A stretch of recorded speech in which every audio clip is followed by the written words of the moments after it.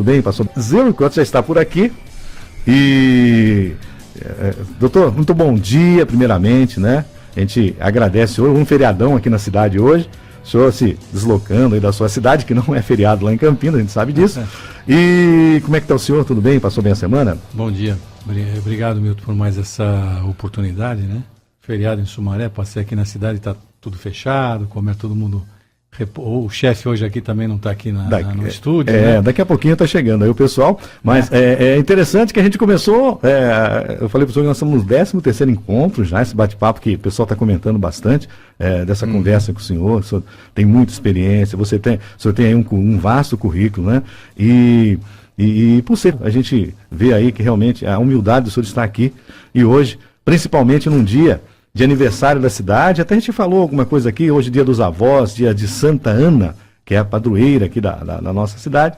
Então eu gostaria, né, que o senhor falasse um pouco do aniversário da cidade. O senhor que também é empresário aqui na cidade, a gente sabe, né?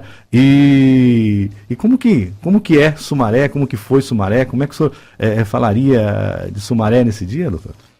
Bom, Milton, Sumaré é uma cidade aqui da RMC, né? Mas você gostaria que a gente começasse por... do começo, né? Lá de trás. O pessoal gosta que o senhor vai citando os livros, o senhor vai citando o fone, o pessoal está super contente com a entrevista. Como o chefe não chegou, a gente pode falar bastante aqui. Pode falar bastante hoje é feriado. Hoje é feriado.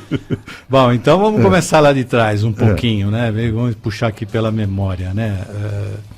Na verdade, o Brasil, quando foi descoberto de 1500 pelos portugueses, e aqui a gente podia fazer uma menção aos portugueses, que os portugueses inventaram as caravelas, né, que eram os barcos extremamente leves e velozes, né? Então eles chegaram por aqui, eles conseguiam fazer esse percurso aí praticamente Portugal-Brasil em 2 meses, né? Chegaram por aqui e trouxeram além da colonização, etc, trouxeram vou falar um nome aqui que você vai achar meio estranho, mas trouxeram algo chamado egípcio odioso. Provavelmente você nunca ouviu falar em egípcio odioso.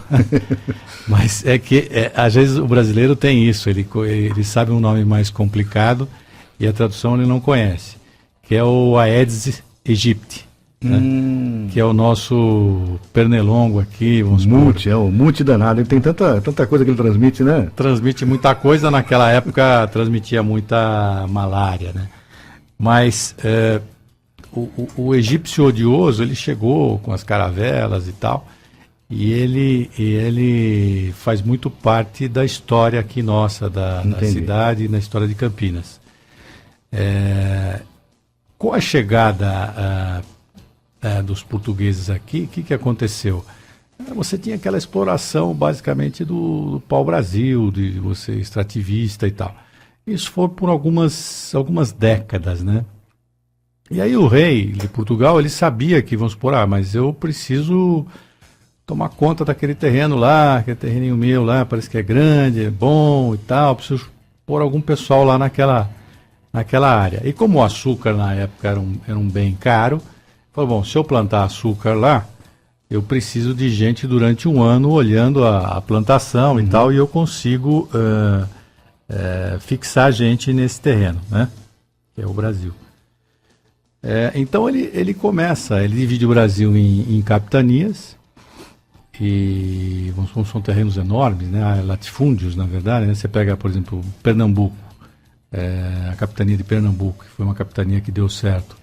Não era só Pernambuco, era norte da Bahia, Alagoas, Sergipe, parte de Goiás, quer dizer, era um terreno, um latifúndio extenso, né? As únicas 2 capitanias que deram certo foram São Vicente e Pernambuco. Pernambuco, tem até uma frase de um padre na época, né? Era Frei Fernão Cardim, que ele fala assim, enfim, em Pernambuco acha-se mais vaidade que em Lisboa. Ou seja, Pernambuco, a qualidade de vida era tão boa, né? Vamos dizer, tão nobre, que a vaidade, ele comparou a vaidade de Lisboa. Então você tem por aqui essa plantação de açúcar, né, e a fixação do homem na terra, né? Agora, uma coisa que as pessoas talvez se surpreendam, né, é que São Paulo sempre foi uma cidade miserável, né, uma cidade sem grandes chances de progresso. Por quê, né, a pergunta, né? Porque São Paulo fica a 800 metros de altura do nível do mar. Então, naquela época, se você pensar que só conhecia essas caravelas, que eram umas máquinas brilhantes, e os muares, né, ou seja, as mulas, né, você subia aí um trecho de... dificuldade, né? um trecho de 800 metros de altura. Entendi. Né? Então, São Paulo não tinha chance nenhuma, era um patinho feio, né, do reino, né? Não tinha como desenvolver São Paulo. E você tem, vamos dizer assim, toda um desenvolvimento da parte litorânea, né? Por São Vicente e tal, o próprio Rio de Janeiro, onde chegavam, era um porto de chegada de escravos, né? Os escravos vinham lá basicamente da África. Por que vinham da África, né? Porque o rei tinha controle sobre o escravo. Então, o escravo que embarcava na caravela, ele sabia. Na verdade, ele marcava, ele falava, bom, esse cara embarcou no porto tal, no Congo, esse cara embarcou não sei aonde. E aí ele sabia, por exemplo, que ele ia dar uma certa produtividade aqui, né? Entendi. Então, com isso, ele falava, bom, mais ou menos tanto, tal, vou cobrar tanto desse povo aí, né, de impostos. Então, por isso ele não ia buscar gente, por exemplo, na China, por exemplo, né? Não, ele pegava ali na África, e é interessante na África porque tinha os negros livres também. E os negros, eles comercializavam escravos. Os próprios negros comercializavam escravos, né? Isso pouca gente fala, né?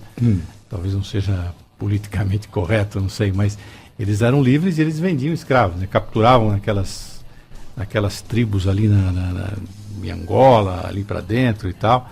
E aí eles vinham com uma língua complicada, né? Mas vinham para trabalhar e tal. E depois com a vinda, com a vinda dos bandeirantes, né? O que aconteceu? Aquelas excursões dos bandeirantes nas entradas e bandeiras, eles saíam ali de São Paulo, né? E vinham aqui para o nosso interior. Né, passavam aqui por Campinas e tal, e iam para Goiás, Minas Gerais, buscar pedras preciosas e escravizar o índio também. Porque se ele escravizasse o índio não entrava na conta do rei, né? Então ele ia produzir o açúcar lá, tá certo? E o rei não conseguia, né? A Receita Federal lá, mas esse cara tá fora da nossa conta, né? Entendi. Então ele pegava o índio, escravizava, buscava conseguir o ouro e tal, e passava por nós aqui. Então era um local de passagem, um bom local. Porque, por exemplo, você vê Campinas, né? Os campos, né? Local plano e tal, né? Então, o pessoal tem as suas paradas aqui, né? Porque, na verdade, quando a gente pensa, por exemplo, o bandeirante, não era 2, 3 bandeirantes, cada grupinho desse era 200 pessoas que vinha, né? E muitos deles, a maioria deles guiados por próprio índio, porque ninguém conhecia aqui a região. Então, o índio foi fundamental, o índio dócil, vamos chamar assim, fundamental para a gente percorrer a região aqui, porque ele sabia os caminhos, desde São Paulo, ali no Vale do Anhangabaú, até hoje, né? O Anhangabaú, Jaçanã, né? Uma série de origem indígena, né? Tudo origem indígena. E aqueles caminhos todos de São Paulo, aquelas ruelas, aquelas coisas, eram caminhos feitos pelos índios a pé, né? Canoas ali, no próprio rio Anhangabaú, né? Anhangabaú significa o Vale do Diabo. Mas enfim, e você tem esses bandeirantes que veio para cá, né? E aí eu vou citar um que eu acho que vale a pena, né? Que é o Diabo Velho, né, que era um cara muito mau, tanto o pai como o filho, cujo nome indígena é Anhanguera, né, que é a tradução. Então você tem a nossa Anhanguera aqui cruzando, né, em homenagem a esse bandeirante, o Diabo Velho, e tem a própria Bandeirantes, né, que é homenagem aos bandeirantes, né. Então passando, cruzando aqui pela nossa região. Agora, para você ter uma ideia, em 1872, que foi o primeiro ano que o IBGE começou a fazer o censo, Campinas era maior que São Paulo. Então, se Campinas tinha aqui, por exemplo, eu vou chutar, uns 34 mil habitantes, 35 mil habitantes, São Paulo tinha 30 mil. Então, por exemplo, Campinas era maior que São Paulo. Entendi. Entendeu? Então, vamos dizer, você tem a região crescendo, né? Uma região plana, né? Pequenos empresários, pequenos latifundiários, não eram que nem São Paulo, que eram grandes latifundiários e tal. Quando teve uma crise do café lá na frente, aqui sofreu menos, né? E aí, você tem um ponto de... Pra você ter uma ideia, em 1722, quando teve a proclamação da independência, Isso. a gente falou isso aqui já num programa, né? O Dom Pedro, ele subiu de Santos tinha 4 mil habitantes, né, em 1722, quer dizer, e subiu no lombo de uma mula, né? Porque a mula era o único animal que conseguia, vamos dizer assim, pegar um desafio desse de subir 800 metros, né? Mas, e aí, tem o Boris Fausto, ele fala o seguinte, que em 1722, quando o Dom Pedro proclamou a independência, inauguramos a dívida externa, porque Portugal, ao contrário, não fala, tudo bem, então você se dependeu. Quero uma indenização por isso, né? E esse é um ponto muito pouco tocado. O Boris, ele fala alguma coisa sobre isso, mas Dom Pedro não tinha dinheiro. Então, o que fez? Emprestou da Inglaterra, né? E a Inglaterra financiou essa dívida com Portugal. E aí, segundo o Boris Fausto, começa a nossa dívida externa, né? Então, essa independência é meia... Independência entre aspas, né? Na verdade, entre aspas. E aí, estou falando muito aqui com você? Não, eu comecei lá de trás. Não, né? Tá ótimo. Vai chegar aqui em Sumaré. Eu já vi que você chegou na Anhanguera. Eu cheguei na Anhanguera, cheguei na Bandeirantes, mas vamos pegar aqui. Quando você tem o ciclo do café, então o que acontece? Você tem essas pequenas propriedades aqui na região de Campinas, Sumaré, né? A RMC aqui em geral. E você tinha esse problema, você plantava o café aqui e você tinha que levar até o Porto de Santos. Agora, para você chegar no Porto de Santos, você tinha que descer de novo a danada da Serra do Mar, os 800 metros. Aí tem alguns registros, assim, que cada 10 sacas de café que a mula carregava, ela perdia 7 na Serra do Mar, né? Por quê? Porque o terreno é extremamente íngreme, difícil para passar e tal. Então você tinha esse problema sério. Tem uma frase, eu acho que eu já mencionei aqui uma frase do Anchieta, que ele fala: o terreno é tão íngreme que se pega com as mãos. Eu não sei se nós já chegamos a comentar uma frase. Eu acho que já falamos isso, né? Então, aí o que acontece? Você tem o nosso amigo Irineu de Souza, que é o barão de Mauá, que era um visionário, um empresário. Apaixonado pela estrada de ferro, Mauá. Apaixonado pela estrada de ferro, porque ele fala, se eu tivesse uma estrada de ferro que ligasse Campinas ao Porto de Santos, poxa, eu...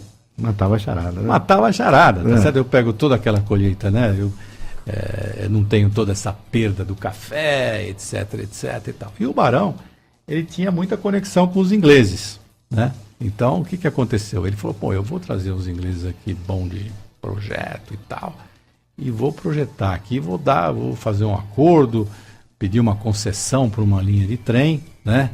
E vou fazer um acordo com os ingleses, vou construir uma estrada de ferro, Campinas, Santos. E ele faz isso, ele consegue lá um decreto e tal, e chama os ingleses, e chama os melhores técnicos, não sei o que, põe todo mundo para trabalhar. E aí surge o primeiro ponto de inflexão com relação à nossa região e desenvolvimento a São Paulo.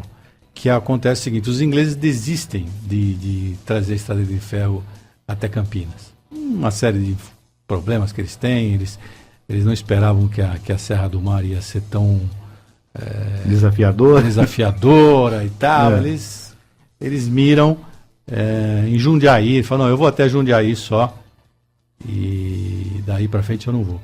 Então ele constrói a famosa estrada de ferro Santos-Jundiaí, tá certo?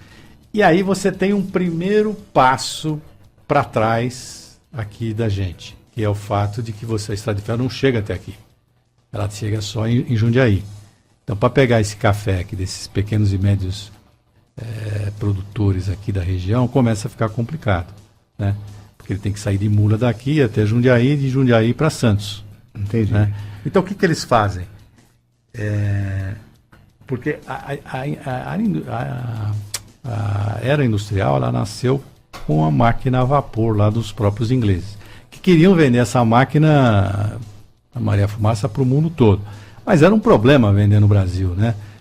Por quê? Porque você tem mão de obra escrava, do escravo, né? Que era o terreno difícil, terreno difícil, o índio e tal, mas eu digo, não tem custo, né? Então você vai trazer uma máquina, não sei o que, vai onerar e tal. Então os ingleses entram nessa briga para proibir o tráfico de escravos, proibir uma série de coisas, não sei o que e tal. No fundo, todas essas se você começa a ler a história, todas essas revoluções, tem o fundo financeiro, né? A parte mais sensível do corpo humano é o bolso. É o bolso. Né? Então, eles entram nessa briga e eu estava falando da Estrada de Ferro. Isso. Os proprietários locais aqui, eles se unem, né, e falam, não, vamos construir esse trecho aqui até Campinas, porque senão nós vamos ficar com o custo lá em cima. Nós estamos aqui transportando, né, estamos com um problema que a escravidão está acabando, que era 1888, 1875 você tem 1775 você tem a invenção da máquina a vapor, né, pelo James Watt. Um século depois já está bem divulgado isso e tal. Então você tem em 1888 a libertação dos escravos, né, 13 de maio. E aí, vamos dizer, você tem em 1867, se eu não me engano, você tem a Estrada de Ferro, Santos Jundiaí. Então você tem agora, você tem os empresários aqui da época se reunindo e construindo esse novo trecho. Entendi. Só que aí você perdeu um pouco do bonde, porque aí São Paulo já começa a mexer com a área financeira, financiamentos, não sei o quê, papapá, né? Chegou até hoje, onde aqui nós temos 1 milhão de habitantes, e lá você tem 10, né? 10 vezes mais. Mas você vê, em 72 a gente era maior do que eles. Bom, aí você perdeu um primeiro passo do desenvolvimento na região, que é o fato dos ingleses não terem vindo até aqui. Entendeu? Esses 2, 3 anos aí pesaram. E aí você tem um segundo grande problema para a região, que é o fato, a gente começou lá esse bate-papo, que foi o fato das caravelas trazerem o egípcio odioso, o Aedes aegypti. O Aedes aegypti ataca a região de Campinas, né, com a malária. E aí você tem um outro divisor de águas que você crava na coluna da região, um atraso, né? É bom lembrar esse episódio, porque esse episódio ele é um dos mais importantes aqui para entender, por exemplo, a gente está falando do aniversário de Sumaré hoje, né? Entender por que a gente perdeu esse bonde. Porque quando tem quando você tem a malária atacando aqui, a gente não sabia que era malária, a gente não conhecia vamos supor, uma maneira de você combater a doença, né? Não tinha assim você sabia ao certo como é que você ia, né? E você achava que o problema era um problema de higiene e tal. Você pega a Praça Castro Alves, Carlos Gomes, né? Você tem ali, aquilo era um lixão, né? Uma coisa horrorosa e tal. E tem um professor aqui eu acho que é da PUC, acho que é da PUC, que escreve um livro sobre eu li esse livro há muitos anos atrás, eu até recomendo, eu nem sei se existe ainda, mas é o ovo da serpente, né? Que é até acho que é até um paralelo com Bergman, né? Que é o ovo da serpente, mas que ele pega essa região infestada pela peste, tá certo? E começa a contar o drama pra você ter uma ideia, tem um episódio, eu não sabia que a gente ia entrar esse viés hoje aqui, mas tem um episódio, quando tem um médico na cidade, não, tem 20 e poucos médicos na cidade, 25, 26 médicos, eu não me lembro agora de cabeça. Sobram 3 médicos na cidade, né? E um dos médicos fala, não, eu vou ficar, eu vou combater, eu vou até o final. E ele combate a malária do jeito daquela época, né? Eles conheciam, né? Tentando desinfectar as coisas, enfim, não tinha, do jeitão dele. E ele perde 4 filhos nesse combate. Ele fala, não vou sair da cidade enquanto eu não conseguir. E quando ele consegue, a epidemia vai embora, né? A epidemia é mais ou menos assim, ela vem e volta, né?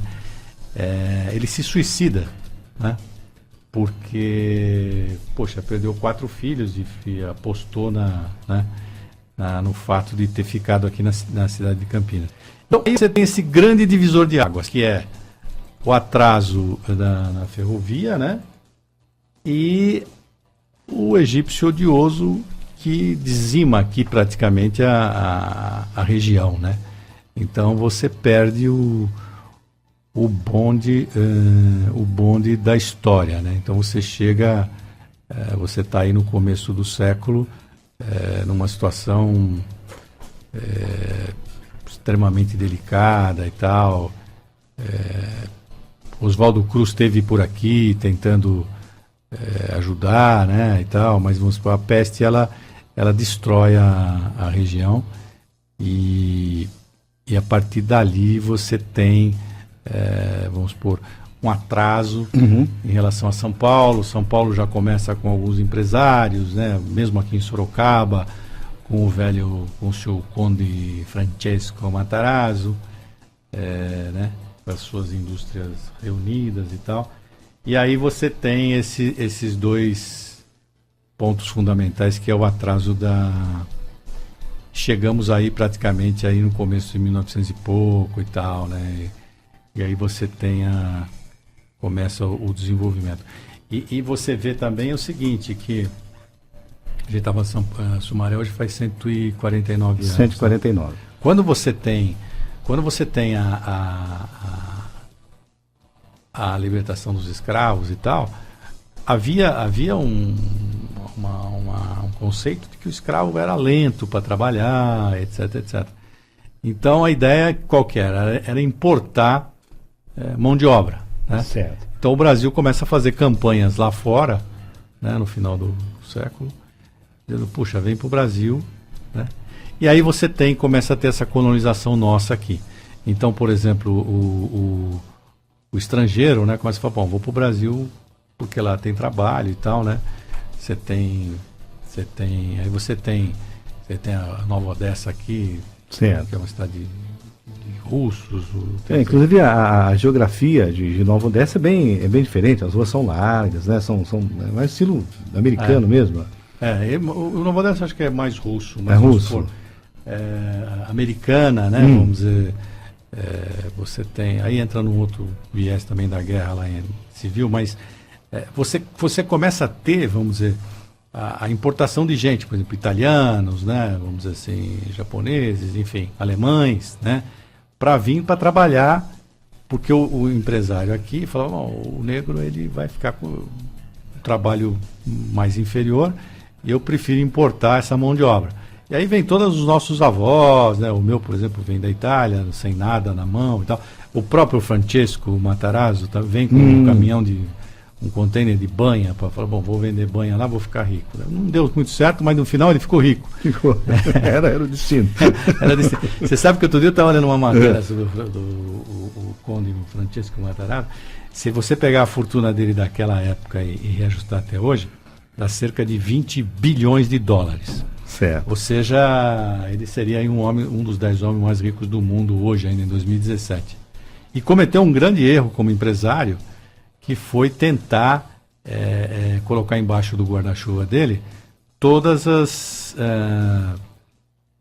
que necessitava para se fabricar alguma coisa. Então ele achava o seguinte, se eu fabricar tudo embaixo do meu teto, ou seja, você domina o processo e eu fico mais rico.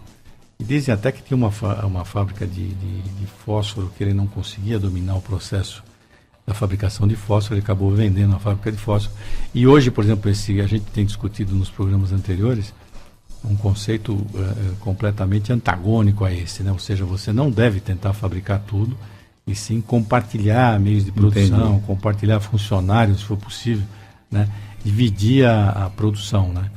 E você chega, vamos dizer assim, basicamente a essa situação que nós temos hoje, aonde você tem agora uma encruzilhada, na verdade, tem uma nova encruzilhada, que é para São Paulo. Se você, por exemplo, vamos pegar Nova York, aquela cidade americana lá do automóvel lá, me fugiu agora a memória, mas São Paulo chegou numa encruzilhada, ou seja, você cresceu demais, tá certo? A exploração imobiliária, os preços subiram muito, você tomou uma nova decisão o que fazer com São Paulo. Então eu acho que agora nós estamos num momento, falando da nossa região, que é o seguinte... Isso, eu vou só interromper o senhor um minuto, tá?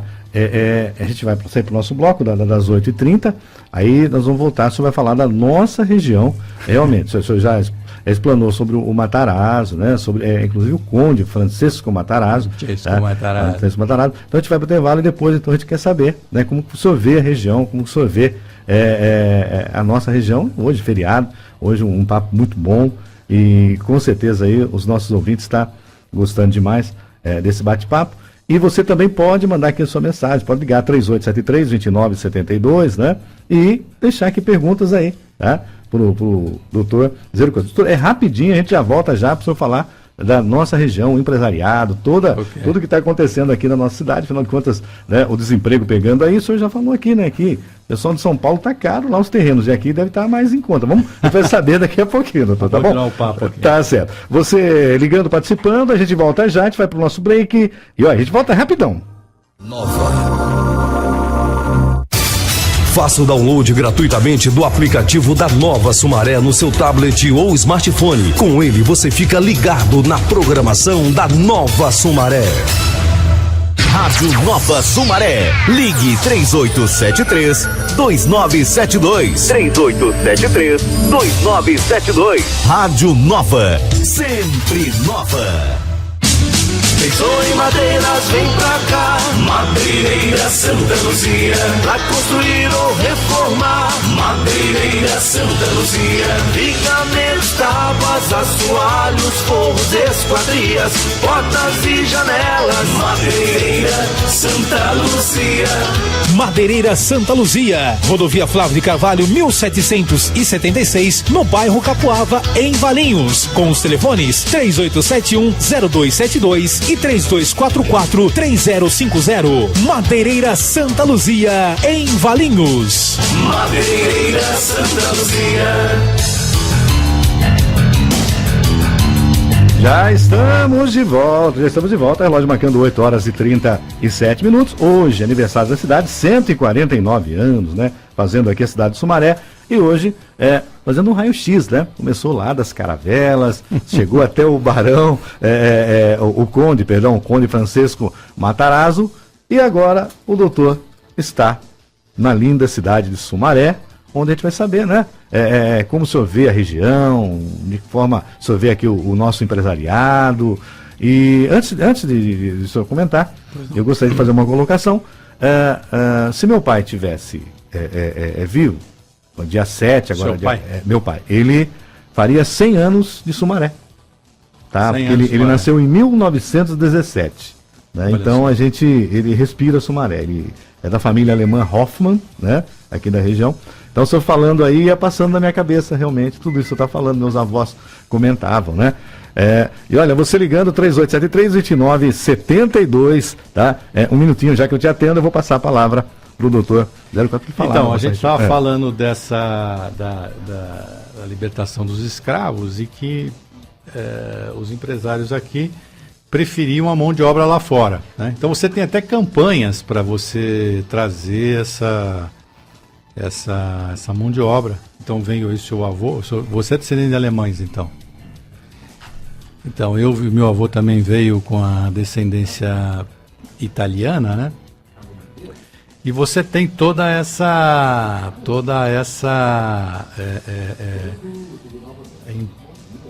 importação de mão de obra, né? De pessoal que vem de fora. Bom, como é que eu vejo a região, né? Uma coisa que você pode considerar é o seguinte: a região de São Paulo, a gente falou que se desenvolveu, que ela hoje está numa encruzilhada, né? Porque a área, os terrenos são caros, a mão de obra é uma mão de obra mais cara que a nossa aqui da região, talvez por volta de uns 20%, e nós aqui não perdemos nada em termos de qualidade de mão de obra, né? De formação, né? Você tem aqui mais de uma centena de faculdades aqui na região, incluindo aí, por exemplo, a Monet, que é uma faculdade de primeira linha. Então, a mão de obra aqui é mais em conta. Um outro ponto é com relação ao PIB, né? Vamos dizer assim. O PIB aqui nosso da região, ele está aí mais ou menos não exatamente, ele está em sexto colocado em termos dos PIBs regionais brasileiros. Então, o grande PIB do Brasil é da região metropolitana. Então, se você fizer a conta, Milton, por exemplo, o PIB da região metropolitana hoje está em torno de 800 bilhões de reais. Sim. O segundo maior PIB do Brasil, de regional, está no Rio de Janeiro. 320 bilhões de reais. Então, o que acontece? O terceiro já tá lá no Distrito Federal, o quarto é Belo Horizonte, o quinto é Porto Alegre, e depois vem Campinas. E aí, atrás de Campinas, você tem regiões como Curitiba, Recife, Salvador, Vale do Paraíba, e por aí vai. Mas o que eu queria chamar a atenção, respondendo a sua pergunta, é o seguinte: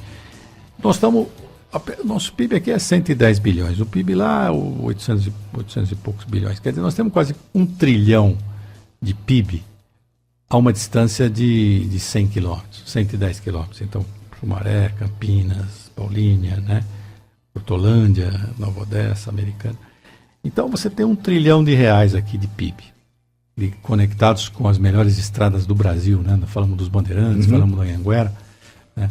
A estrada de ferro continua aqui, graças a Deus. Eu espero que um dia o governo olhe mais para ela, porque um país de dimensões continentais não pode ter uma malha de 30 mil quilômetros Mas ela passando no centro de cidade, isso é bom, doutor?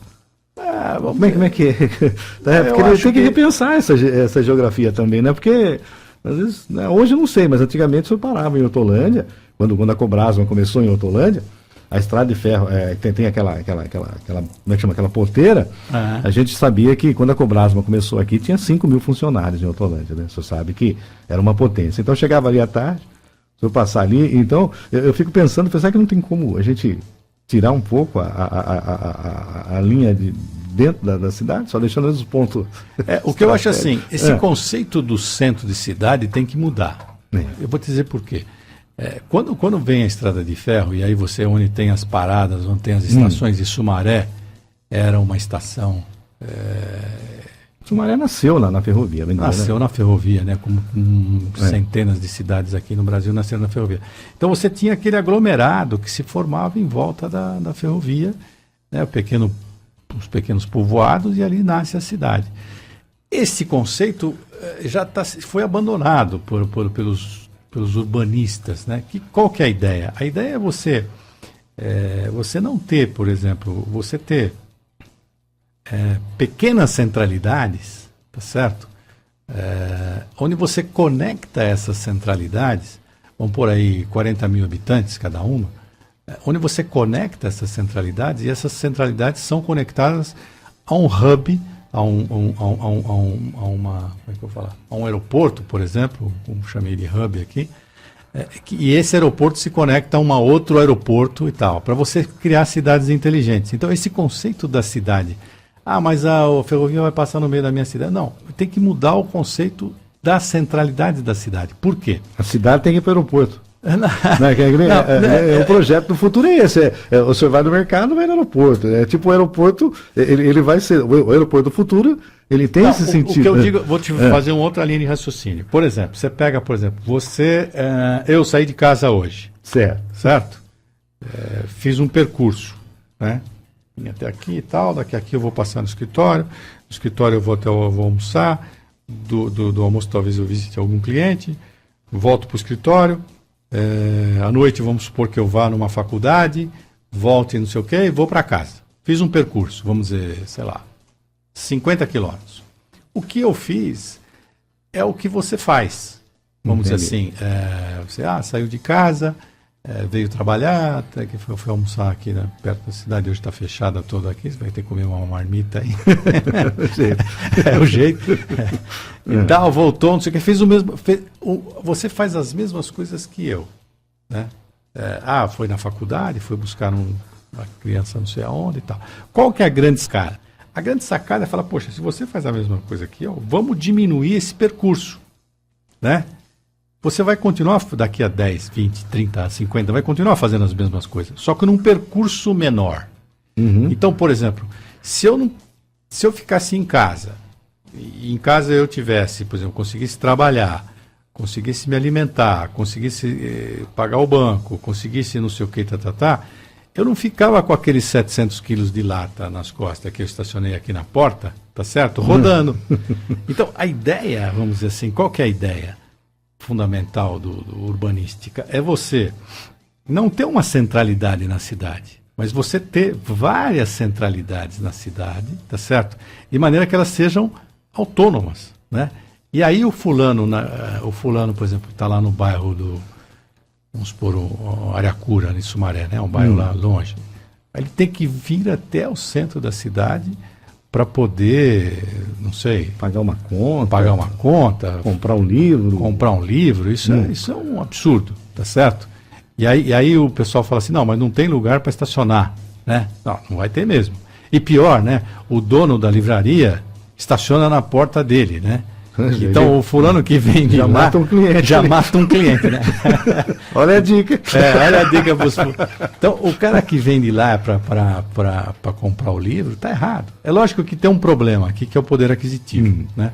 Então, por exemplo, às vezes a comunidade é uma comunidade pobre, então ela não sustenta um determinado comércio, né? Então o comércio, para ser viável economicamente, ele tem que ir para uma centralidade mais forte. Mas isso é um problema de economia, é um problema e tal.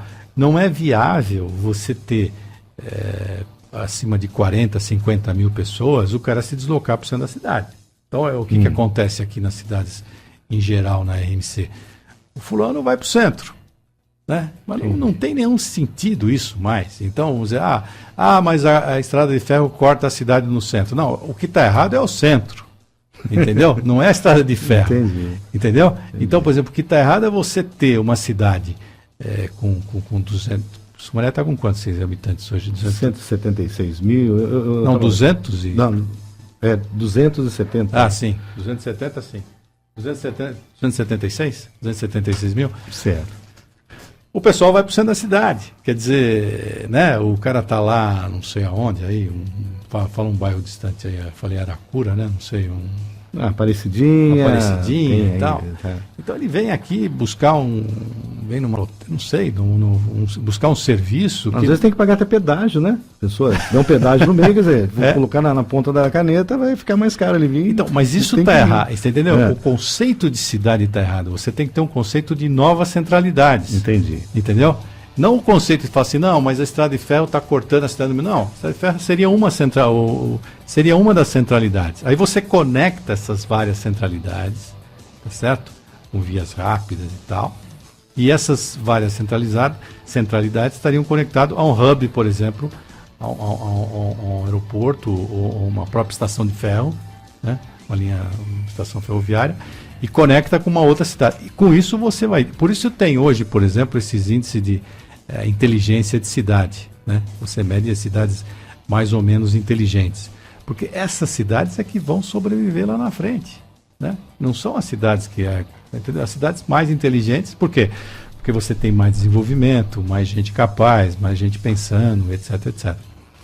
Mas eu estava falando do PIB. Você me tirou do PIB. Eu tirei o senhor do foco do PIB. Não, então o PIB, se você pegar o PIB do Rio de Janeiro, né? Fora lá as balas perdidas que a gente escuta no Jornal Nacional, o que acontece? Eles têm lá um PIB maravilhoso de 300 bilhões de reais, 320. Mas o Rio de Janeiro não tem... a geografia do Rio de Janeiro é bastante ruim, né? De um lado você tem morro, favela, e do outro lado você tem o mar, né? Então, por exemplo, você tem aquela linguiça ali no meio de expansão extremamente complicada, né? Ao passo que aqui você tem São Paulo, Grande São Paulo, com 800 e poucos bilhões e Campinas 110 bilhões de reais, que você pode somar esses dois PIBs. Entendi. Você entendeu? Então você tem uma renda per capita aqui extremamente interessante, com poder de expansão absurdo, o melhor do Brasil, né? Então você perguntou sobre o Brasil, né? Você tem hoje aqui, vamos dizer assim, então, por exemplo, você começa a ter a malha ferroviária, os anéis rodoviáririos, né? Você vê, se você pensar bem, a gente falou dos Bandeirantes, né? Sumaré está entre os dois, está entre a Bandeirantes e a Anhanguera. E isso assim, é atrativo para o empresário, é atrativo. Isso puxa vida, né? Hortolândia é a mesma coisa, né? Tá entre essas duas grandes estradas, né? E você está a 100 quilômetros da capital, como eu falei agora há pouco, com um nível salarial mais baixo que a capital, em torno de 20%. Então você consegue contratar um engenheiro aqui da Unicamp, uma universidade de primeira linha, com 20% abaixo. Por quê? Porque ele tem qualidade de vida. Você tem aqui, por exemplo, estamos falando de Sumaré, você tem o terminal ferroviário de Sumaré, né? Uma área ali de quase 800 mil metros quadrados, né? Um ponto de baldeação ali, que está aqui dentro da cidade. Você tem, que mais que eu posso falar? Bom, você tem Viracopos, né? Costadinho. Costado. Teve um tropeço aí por causa da Lava Jato, que um dos sócios ali, né, estava meio enrolado. Mas vamos supor, você está saindo de 8 milhões de metros quadrados construídos para 23 milhões de metros quadrados construídos. 23 milhões de metros quadrados construídos. É muito. É muita coisa. É uma cidade. É uma cidade, né? Então, você já bateu aí os 10 milhões de passageiros, né? Mais de quase 140 mil aeronaves e mais de 200 mil toneladas de carga. Se não é o primeiro, acho que o primeiro ainda não é o primeiro aeroporto do Brasil em termos de carga. Ainda acho que é Guarulhos. Mas está em segundo lugar. Você tem aqui do lado o aeroporto dos Amarais, que pelo que eu tenho visto está sendo usado por empresários aí com bastante frequência, né? Então é uma aviação, vamos dizer assim, executiva. E aí, você falou no preço do terreno, né? Você vê, ali na Barra Funda, ali, chegando em São Paulo, ali pela Anhanguera e tal, você, com toda a crise, não sei o que e tal, você vai pagar 3 mil reais o metro quadrado, né? Para colocar um galpão ali, né? Se você for, por exemplo, para essas cidades satélites aí, São Caetano, Diadema e tal, você vai pagar alguma coisa próximo de 2.000, um pouquinho abaixo de R$2.000 o metro quadrado, né? Se você vier aqui para a nossa região, Sumaré, Hortolândia e tal, em condições melhores de instalação, né? Porque você vê a Barra Funda ali, aquilo alaga, aquilo tá ali do lado do rio. Complicado. Eu já tive empresa ali, aquilo é um inferno, né? Porque aqueles galpões antigos na rua. Fica a mercê do tempo, né? Eu tinha uma transportadora na época. E, era só chegar em casa à noite, eu ligava o Jornal Nacional e um caminhão meu lá na boiando na Marginal, era batata, né? E aí tem um problema do funcionário também, né? Porque o funcionário fala, bom, se eu entrar aqui no tal, o caminhão fica parado e eu fico 60 dias em casa, né? Mas você vê, a gente estava falando, aqui você compra aí um terreno, sei lá, por R$500, R$600 o metro quadrado. Então, se você comparar com a Barra Funda, chega a ser 6 vezes o valor, né? Se você comparar com o cinturão ali de São Paulo, chega a ser 3 vezes o valor ali. Então você tem aqui um atrativo bastante grande. Você tem a mão de obra, você tem o PIB. Esses pontos que o senhor falou, de aeroporto, você tem o porto. Você tem aqui uma outra coisa que assim, o pessoal não nota muito, mas se o pessoal tiver curiosidade, olhar no site da ANEEL, a Agência Nacional de Telefonia? Não, de energia elétrica. Certo. Energia elétrica. E lá te dá um índice chamado DECFEC, que é a qualidade da energia elétrica que você recebe. Então, por exemplo, porque quando já estamos aqui, estamos iluminados e tal, mas depende do processo que você usa, você tem alguns harmônicos nessa onda fundamental. Então, por exemplo, vamos supor que você fabrique, vamos dizer assim, CD. Né? Então, o CD, ele precisa de uma onda fundamental pura. Qualquer harmônico que vem na onda, ele danifica a superfície do CD, né? Ou você vai fazer um corte de madeira fino, a laser, né? Entendi. Então, isso é extremamente... Então, você tem aqui, por exemplo, a CPFL na região, a própria Electro, e você vê a classificação dela, hoje é pública, né? Você pega a classificação dela no site da ANEEL e você vê lá qual é a qualidade da energia que você está recebendo, em comparação, por exemplo, com a Eletropaulo, com com a Enersul, com a Celtins, com a Coserne, com a Celesc do Santa Catarina, tá todo mundo lá. E você vê que nós temos uma qualidade de energia boa. Isso aí é, vamos dizer assim... Fundamental. Sem energia nós não vamos longe, né? Além disso, por exemplo, você tem, por exemplo, esses impostos de municipais, né? Aqui tem uma guerrinha aí entre algumas cidades, né? Mas você pega, por exemplo, São Paulo, basicamente é 5% o ISS, né? Aqui em Hortolândia acho que é 2%, Sumaré é 2%, aqui tem um que é menor aqui, que é Santa Bárbara, né? Santa Bárbara é mais baixo, o imposto é mais baixo um pouco. O que eu acho um erro, na verdade, acho que devia ser tudo 2%, por exemplo, para não ficar essa briguinha padrão. Ali. Entendeu? Alguma coisa desse tipo. Outro dia eu estava com um diretor de banco, ele falou para mim, não, nós pagamos 5%. Não, mas você tem lá, então não, a gente paga 5% para... Né? O banco pode... porque for ter tanta burocracia, a gente paga 5%, não importa se está pagando a menos. Então, eu acho que em termos de atratividade, né, vamos dizer, da região, você tem um outro ponto, por exemplo, que é o ponto de mobilidade. Hoje um fulano lá em São Paulo, eu estou sempre lá, poxa, para você ir no local, se deslocar, voltar e tal, 2, 3 horas. Você não consegue marcar hoje, por exemplo, 3 reuniões num dia. Né? Ou você marca uma de manhã e uma tarde. Né? É impossível você fazer 3 reuniões. Aqui não, aqui você chega sem estar marcado, o cara te recebe. Né? Então, por exemplo, isso é um custo que tem que ser verificado, né?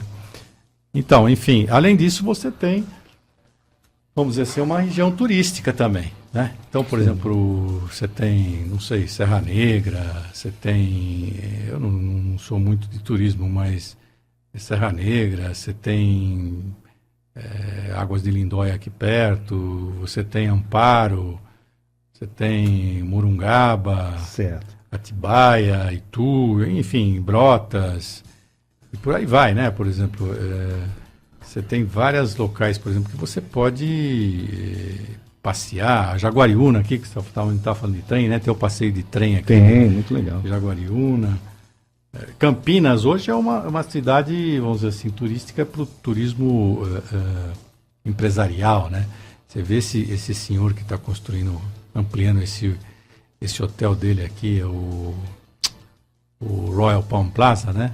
Sei, lá do lado da Anhanguera ali. Do lado da Anhanguera, aquilo é um centro incrível, né? Shopping, né? Campinas. Com shopping, enfim, com uma série de Águas de São Pedro, que é maravilhoso, legal, né? E tal. Enfim, eu acho que tomei seu tempo. Não, mas bacana demais.